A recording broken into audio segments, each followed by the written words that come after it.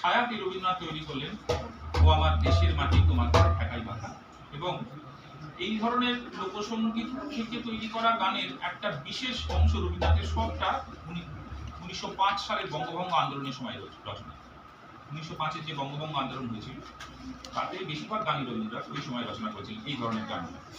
তার মধ্যে যেগুলো একটু সবাই চেনে, যেমন রূপসাগরে দেখেছি রূপসাগরে মনের মানুষ কাঁচা সোনা, এরকম, বা আমার একলা নিতাই, এই গানগুলো অনেকেই জানে। তার একটু কম জানা গানটা করি, জানা গান তো সবাই করে।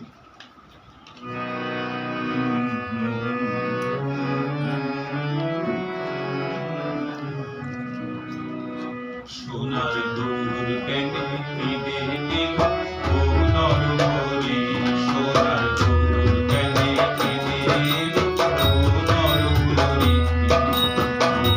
ওরে তোর বাকি ভাগ তার বাকি